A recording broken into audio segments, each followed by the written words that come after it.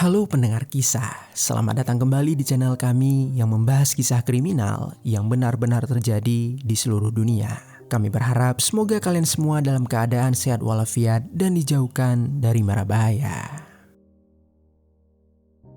Pada kisah kali ini, kami akan membahas sebuah kasus yang sangat viral di negara Inggris beberapa bulan belakangan, di mana ada seorang artis film biru yang melakukan pengeksekusian serta pemisahan tubuh kepada dua orang pria yang merupakan pasangan sesama pria. Kasus ini terungkap ketika si pelaku membawa koper yang berisi jasad kedua korban di jalanan publik. Saat itu ada seorang pesepeda yang melihat gelagat aneh darinya ketika membawa koper. Karena merasa lucu, sang pesepeda pun langsung bertanya sambil merekamnya. Namun bukannya menjawab secara normal, sang pelaku malah kabur ketakutan meninggalkan koper itu. Dan akhirnya terbongkarlah kalau isi di dalam koper tersebut ternyata adalah jasad seseorang yang telah terpisah-pisah. Bagaimana cerita selengkapnya? Jadi beginilah kisah di baliknya. Di kota London, negara Inggris, ada seorang pria bernama Paul Longworth yang berusia 71 tahun. Tidak ada informasi terkait keluarganya seperti anak, saudara, ataupun orang tua. Namun di kota London tersebut, Paul hidup bersama kekasihnya yang juga merupakan seorang pria. Dia bernama Albert Alfonso yang berusia 62 tahun. Albert lahir dan besar di negara Prancis. Namun sejak usia dewasa dia memilih pindah ke negara Inggris dan mendapatkan kewarganegaraan di negara tersebut. Di kota London dia hidup bersama Paul dan sama seperti Paul tidak ada informasi terkait keluarganya yang tersedia di media. Albert dan Paul sudah menjalani hubungan sejak awal tahun 2000-an. Tetapi mereka baru saja meresmikan hubungan mereka di pengadilan sipil pada tahun 2023. Sekedar informasi, di negara Inggris ada suatu ikatan resmi yang diakui secara hukum di antara dua orang. Ikatan ini disebut dengan Civil Partnership atau pasangan sipil. Ikatan ini menawarkan hak dan juga tanggung jawab yang serupa seperti pernikahan. Undang-undang di negara Inggris memberikan pengakuan hukum atas hubungan pasangan terlepas dari jenis kelamin mereka. Civil partnership ini dapat dijalin oleh pasangan sesama jenis maupun lawan jenis. Selain itu, pada tahun 2014, Inggris juga telah melegalkan pernikahan sesama jenis. Oleh sebab itulah, terkait status hukum, Albert dan Paul telah resmi menjadi pasangan sipil. Mereka tinggal bersama di sebuah flat yang terletak di kawasan Shepherd Bush, kota London. Di lingkungan tempat tinggalnya, Albert dan Paul dikenal sebagai pasangan yang cukup tertutup. Mereka tak banyak berinteraksi dengan tetangganya, namun mereka masih bersikap ramah dan juga menjaga sopan santun dalam bertetangga. Lalu untuk memenuhi kebutuhan keluarga mereka, Albert bekerja sebagai pelatih renang. Rekan kerja dan murid-murid Albert melihat Albert sebagai seorang pria yang bekerja keras dan juga terstruktur hidupnya.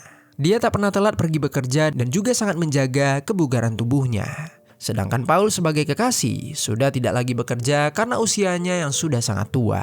Jadi bisa dikatakan kalau Paul ini sangat menggantungkan hidupnya kepada Albert. Selama bertahun-tahun keduanya hidup dalam dunia kecil yang mereka bangun bersama. Mereka selalu menjadikan satu sama lain sebagai prioritas utama dalam hidup mereka. Di antara keduanya ini, Paul adalah orang yang paling terikat dengan hubungan tersebut karena dia tak memiliki orang lain selain Albert. Sedangkan Albert masih sering berinteraksi dengan dunia karena pekerjaannya. Di usia mereka yang senja tersebut, ternyata Paul dan Albert masih memiliki kehidupan seksual yang aktif. Terkhususnya Albert yang berusia lebih muda dari Paul. Albert terkadang masih mencari kepuasannya sendiri melalui video-video vulgar yang bertebaran di internet. Dan salah satu video yang paling dia sering tonton adalah video milik seorang pria berusia 35 tahun yang bernama Justin Andres Mosquera. Justin ini memang merupakan seorang bintang dalam dunia tersebut dan dia berasal dari negara Kolombia. Lalu pada tahun 2012, Albert mencoba untuk menghubungi Justin dengan tujuan berkenalan serta menawarkan kepada Justin untuk mengirimkan kepadanya video-video eksklusif dengan imbalan uang yang lebih tinggi dari biasanya. Permintaan Albert ini ternyata disambut baik oleh Justin dan akhirnya terbentuklah sebuah hubungan transaksional di antara keduanya. Semua hal ini diketahui oleh Paul dan ternyata Paul tidak keberatan dengan kebiasaan Albert tersebut. Dia tidak merasa dikhianati dan membiarkan Albert melakukan semua hal itu asalkan Albert selalu bahagia. Akhirnya hubungan Albert dan Justin terus berlanjut secara virtual. Mereka tidak memiliki ikatan emosional atau romantis. Di sana hanya terdapat hubungan bisnis antara pelanggan dan juga pemberi jasa. Tetapi selama menjalin hubungan tersebut, Justin ternyata secara diam-diam berpikir untuk melakukan tindakan licik. Justin melihat Albert sebagai seorang lansia yang tidak memiliki kehidupan sosial luas. Namun dia mengetahui kalau Albert ini cukup kaya dan memiliki banyak aset. Hal itu menarik perhatian Justin. Dia berpikir kalau tidak akan sulit baginya untuk memanipulasi Albert. Dia berniat untuk merampas harta-harta milik Albert. Singkat cerita, bertahun-tahun berlalu. Sekitar bulan Februari tahun 2023, Justin akhirnya terbang dari Kolombia menuju ke kota London untuk mengunjungi Albert. Pertama kali di kota tersebut, dia langsung menginap di kediaman milik Albert dan juga Paul. Sebelumnya, Justin ternyata sudah mengetahui tentang keberadaan Paul. Awalnya dia mengira kalau Paul ini akan menjadi halangan terbesar untuk dia melancarkan aksi kejahatannya nanti. Namun setelah berinteraksi dengan Paul, Justin menyadari kalau Paul ini sangatlah bergantung hidup kepada Albert. Paul tidak memiliki teman dan dia juga sangat menyayangi Albert, yang artinya Paul akan melakukan apapun untuk Albert. Justin pun tak lagi menganggap Paul sebagai halangan, karena jika dia bisa mengendalikan Albert, maka dia akan secara otomatis bisa mengendalikan Paul.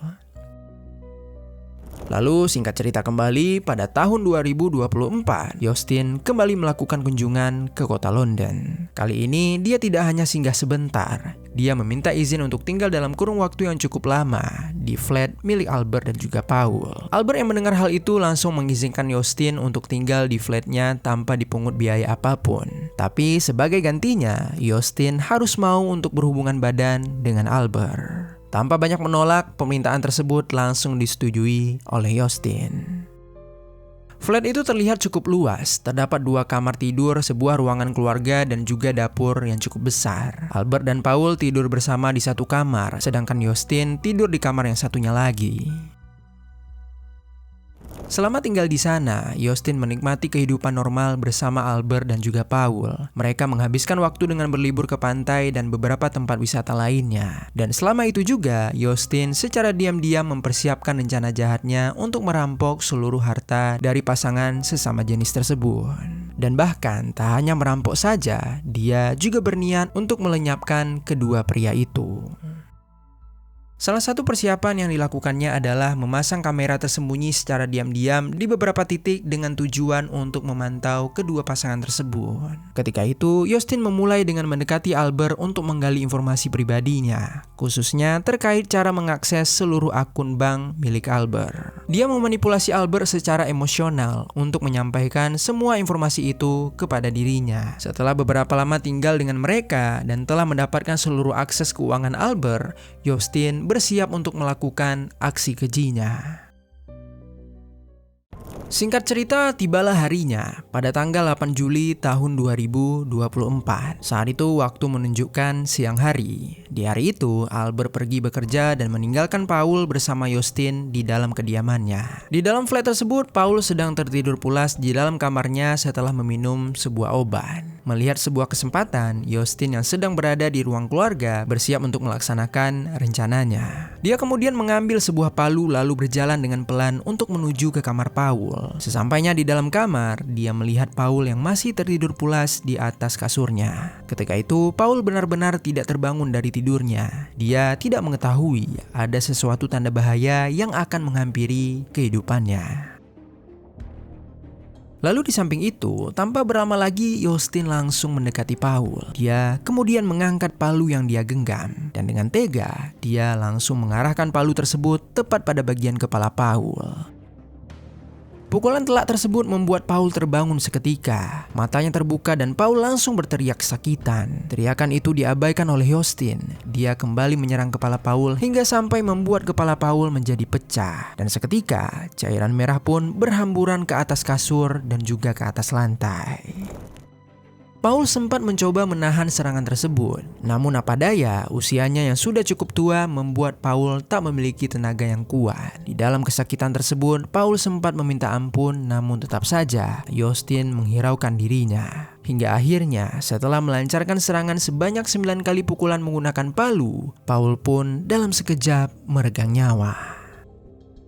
Lalu Justin yang menyadari tubuh Paul tak lagi bergerak, dia pun langsung menghentikan aksinya. Dia kemudian memindahkan tubuh Paul dari atas kasur ke atas lantai. Kemudian dia pergi ke kamar yang dia tempati untuk mengambil beberapa barang seperti pisau, kantong plastik besar, dan juga sebuah koper yang sebelumnya memang telah dia siapkan. Lalu ketika kembali ke kamar Paul, dia berjongkok di samping jasadnya. Dengan secara tergesa-gesa, Justin mulai memisah-misahkan tubuh Paul menjadi beberapa bagian. Awalnya dia memisahkan bagian kepala, lalu dibungkuskannya ke dalam kantong plastik. Selesai dengan itu, dia beralih ke area tangan, kaki, dan juga badan. Setelah menjadi beberapa bagian, dia kembali membungkusnya ke dalam kantong plastik dan kemudian dimasukkannya ke dalam sebuah koper berukuran besar. Koper berisi jasad Paul tersebut dibiarkan begitu saja di dalam kamar. Sementara kepala Paul yang terbungkus dimasukkan ke dalam kulkas yang ada di tempat itu. Setelah mengamankan semuanya, Justin bergegas untuk membersihkan jejak cairan merah yang terdapat di dalam kamar. Dia mengepel lantai, mengganti spray hingga membuat kamar itu terlihat bersih dari jejak apapun. Lalu setelahnya, Justin menunggu kepulangan target keduanya, yaitu Albert. Singkat cerita, waktu menunjukkan pukul 9 malam. Albert tiba di flat tersebut. Ketika masuk, Albert merasa heran mengapa Paul tidak ada di ruangan tengah. Dia hanya melihat Justin yang terduduk di sana. Padahal biasanya, Paul selalu menunggu kepulangan dirinya. Hal tak biasa ini pun ditanyakan oleh Albert kepada Justin. Lalu Justin menjawab kalau Paul sudah tidur duluan di dalam kamar setelah dia meminum sebuah obat karena merasa tidak enak badan. Justin juga meminta kepada Albert untuk tidak membangunkannya agar dia dapat beristirahat dengan nyaman. Penjelasan dari Justin tersebut langsung dipercaya oleh Albert. Kemudian Albert berkata kalau dia juga ingin beristirahat, namun dia ingin mandi terlebih dahulu. Lalu belum sempat Albert berjalan ke kamar mandi, tiba-tiba saja Justin bangun dari duduknya dan dia langsung memeluk Albert serta merayunya dengan rayuan-rayuan yang sangat nakal. Justin menarik Albert ke kamar yang ditempatinya. Di sana, Justin dan Albert langsung saling membuka busana. Keduanya melakukan hubungan badan di atas kasur seperti biasanya. Namun, yang tidak diketahui oleh Albert adalah saat itu Justin ternyata telah meletakkan sebuah pisau tepat di samping kasur tersebut. Akhirnya mereka menyelesaikan kenikmatan tersebut. Keduanya masih terbaring berdampingan. Albert merasakan kepuasan yang sangat luar biasa. Sementara Justin bersiap untuk melakukan aksi selanjutnya. Secara perlahan, Justin mencoba meraih pisau yang ada di samping kasur. Setelah mendapatkannya, dia bangkit dari tidurnya dan seketika langsung menusuk Albert secara berulang kali, tepat pada bagian dada dan juga bagian leher. Serangan yang tiba-tiba itu seketika membuat Albert merasa terkejut. Dia mencoba menahan serangan selanjutnya, namun apa daya, luka pada tubuhnya telah membuat Albert menjadi semakin lemas. Cairan merah berhamburan ke segala arah, dan ketika Albert tak kuat lagi menahan sakitnya, Albert pun menghembuskan nafas terakhirnya. Setelah mengeksekusi Albert, Justin kembali melakukan hal yang sama seperti yang dia lakukan kepada Paul. Justin memisah-misahkan Albert menjadi beberapa bagian. Bagian kepala dibungkus ke dalam plastik lalu dimasukkan ke dalam kulkas. Sementara bagian yang lainnya dibungkus juga ke dalam kantong plastik, namun dimasukkan ke dalam sebuah koper berukuran besar. Kemudian setelah merasa semua rencananya berhasil, Justin membersihkan flat tersebut dan juga membersihkan dirinya. Selama 2 hari lamanya, Justin tinggal bersama jasad Paul dan juga jasad Albert yang terbungkus di dalam 2 buah koper. Di hari-hari bersama jasad tersebut, dia mulai mengakses akun bank milik Albert. Pertama-tama, Justin berhasil menarik uang secara tunai sebanyak 900 pound sterling dari akun tersebut. Namun, ketika dia mencoba untuk mentransfer sejumlah uang ke rekening miliknya, transferan Rencana itu malah menjadi gagal. Justin berniat mentransfer uang sebanyak 4.000 pound sterling atau setara dengan 88 juta dalam rupiah. Tetapi secara tiba-tiba akun bank milik Albert terblokir begitu saja. Akhirnya karena merasa tak puas mendapatkan uang dengan jumlah sedikit, Justin mencoba untuk menjual properti flat milik Albert dengan cara mengakses melalui email Albert. Namun lagi-lagi, dia juga tidak berhasil melakukan hal tersebut. Singkat cerita, 2 hari berlalu tepatnya pada tanggal 10 Juli tahun 2024. Hari itu, Justin berniat untuk membuang 2 koper yang berisi jasad Paul dan juga jasad Albert. Setelah berpikir panjang, dia pun memutuskan untuk membuang jasad tersebut ke sebuah jembatan yang cukup besar yang pernah dia lewati, yaitu Jembatan Gantung Clifton. Jembatan ini terletak di kota Bristol, yang mana untuk pergi ke sana dia harus menempuh waktu selama beberapa jam dari kota London. Oleh sebab itu, timbullah sebuah ide baginya untuk menyewa sebuah mobil pengangkut barang. Ketika itu waktu menunjukkan sore hari menuju malam hari, sebuah mobil van berwarna merah tiba di depan kediaman Albert. Tanpa rasa curiga, seorang pria dari jasa pengangkut membantu Justin untuk menaikkan kedua koper ke dalam mobil. Setelah selesai, Justin dan si pengangkut langsung berkendara untuk menuju ke jembatan Gantung Clifton. Singkat cerita, setelah perjalanan panjang, tibalah Justin di dekat area jembatan Clifton pada malam hari. Saat itu di sana agak sedikit sepi, dan si pengangkut yang membantunya juga sudah langsung pergi. Justin kemudian mencoba berjalan kaki menuju ke titik pembuangan, dengan niat mendorong 2 koper besar yang cukup berat tersebut. Namun baru beberapa langkah, Justin langsung merasa kesulitan. Kemudian dia pun berpikir untuk membawa koper satu persatu. Justin membawa koper pertama ke tengah jembatan dan meninggalkan koper kedua di pinggir jalan yang biasa dilewati oleh orang-orang. Sesampainya di tengah jembatan, dia tidak langsung membuang koper pertama, tetapi dia bergegas mengambil koper kedua agar tidak menimbulkan suatu kecurigaan. Namun sialnya, ketika dia mengambil koper kedua, kekhawatiran Justin pun akhirnya terjadi. Saat Justin sedang menarik koper kedua, seorang pria bersepeda melihat Justin menarik koper tersebut dengan cara yang sangat aneh. Dia terlihat seperti mengangkat sesuatu yang sangat besar. Karena merasa lucu dengan hal itu, pria tersebut langsung mengeluarkan handphonenya untuk merekam kegiatan Justin. Lalu dia juga bertanya sambil bercanda, kurang lebih seperti ini. "Hei, mengapa Anda terlihat begitu kesusahan mengangkat koper tersebut? Memangnya apa isi di dalamnya? Apakah tubuh seseorang?" Lalu pria yang bertanya itu sedikit tertawa. Kemudian pertanyaan yang berbau candaan tersebut seketika membuat jantung Justin berdegup kencang. Dia merasa mungkin saja aksinya tersebut telah ketahuan. Apalagi ketika itu posisinya dia sedang direkam. Justin yang merasa ketakutan langsung bergegas pergi dengan meninggalkan koper kedua di jalanan itu. Merasa heran karena Justin berlari, sang pria mencoba untuk mengejarnya. Namun Justin malah meminta untuk tidak merekam dirinya. Dia juga mengatakan kalau koper tersebut bukan miliknya. Dia hanya menemukannya ketika berada di sana. Setelah itu sang pria langsung mematikan rekamannya. Dia juga tak lagi mengejar Justin yang langsung kabur dari tempat tersebut. Lalu karena masih merasa penasaran dengan isi koper yang ditinggalkan itu, sang pria tadi pun langsung berinisiatif untuk membukanya. Dan ketika koper itu berhasil dibuka, terkejutlah dia ketika melihat isi koper yang sesuai dengan candaannya. Di sana terdapat bagian-bagian tubuh yang telah membusuk dan mengeluarkan bau yang sangat menyengat. Lalu dalam keadaan panik, dia pun langsung menghubungi pihak kepolisian. Tak lama setelah polisi sampai dan mengamankan lokasi, polisi kembali menemukan koper lainnya yang juga berisi sesosok jasad yang telah terpisah-pisah. Namun anehnya, di kedua koper tersebut polisi tidak menemukan bagian kepala. Mereka hanya menemukan bagian tubuh lainnya. Hal ini akhirnya membuat pihak kepolisian sedikit kesusahan untuk mengidentifikasi jasad korban. Tak lama kemudian, pihak medis pun juga sampai di lokasi. Mereka langsung bergerak cepat untuk mengevakuasi jasad tersebut agar dapat diotopsi di rumah sakit. Sementara itu, pihak kepolisian juga langsung memulai penyelidikan di sekitaran penemuan. Awalnya mereka meminta keterangan dari para saksi termasuk seorang pria yang memberikan laporan. Kepada polisi, sang pria juga mengatakan kalau dirinya sempat merekam orang yang sebelumnya membawa koper tersebut. Namun ketika dirinya mencoba bertanya, orang itu malah ketakutan dan dan langsung kabur meninggalkan kopernya. Berdasarkan rekaman tersebut, polisi langsung mengetahui wajah yang mungkin diduga sebagai pelaku. Mereka juga telah mengumpulkan beberapa rekaman CCTV yang secara jelas memperlihatkan aksi pelaku di area dekat jembatan. Di dalam salah satu rekaman CCTV, pelaku terlihat mengeluarkan kedua koper tersebut dari sebuah mobil van berwarna merah, sebelum akhirnya mendorong koper itu dengan berjalan kaki.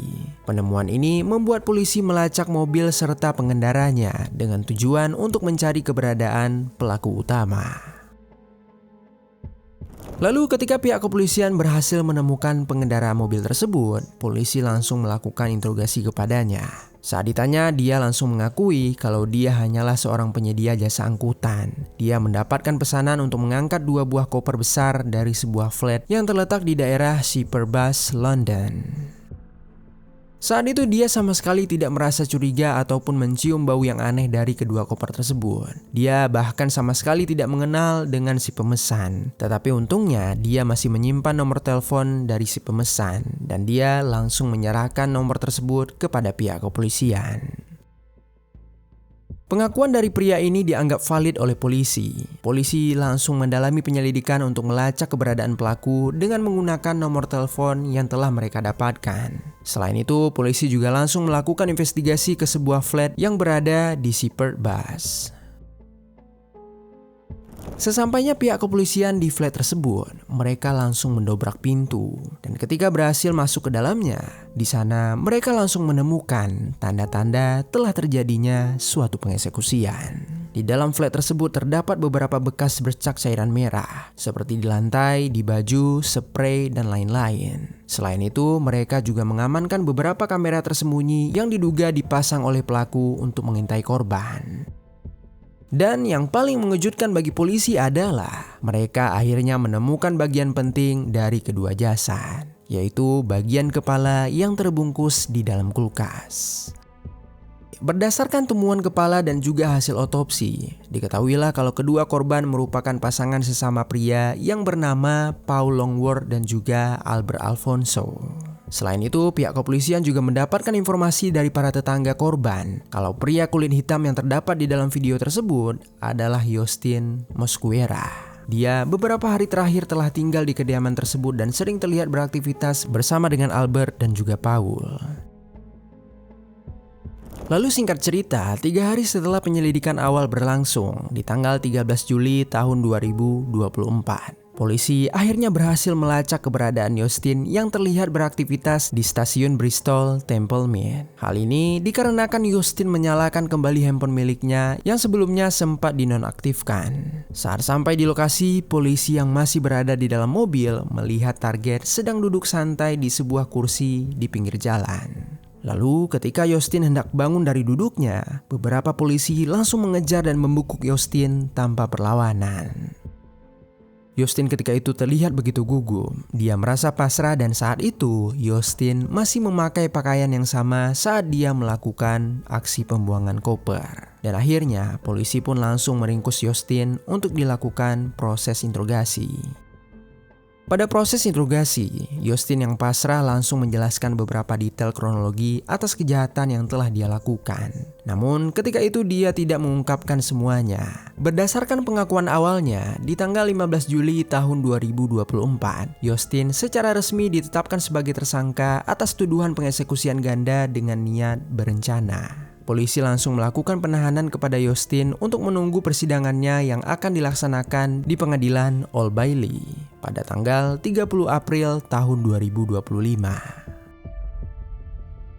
Singkat cerita, tibalah harinya. Persidangan pertama untuk Justin akhirnya dimulai. Di dalam persidangan tersebut, Justin mengaku kalau dia hanya mengeksekusi Albert dan tidak mengaku kalau dia telah mengeksekusi Paul. Dia mengatakan kalau Paul dieksekusi oleh Albert karena suatu permasalahan dalam hubungan mereka. Sementara itu, alasan dia mengeksekusi Albert karena Albert telah memaksanya untuk melakukan suatu hubungan badan. Albert juga melakukan pengancaman kepada keluarganya yang ada di negara Kolombia.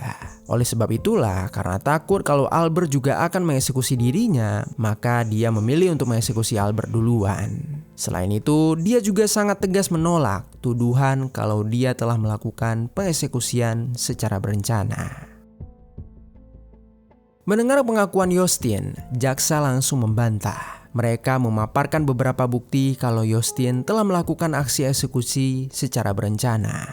Kepada hakim, mereka membacakan hasil forensik yang telah dilakukan Yostin kepada korban, di mana Albert mendapatkan 13 luka tusukan dan Paul mendapatkan beberapa pukulan benda tumpul pada bagian kepalanya.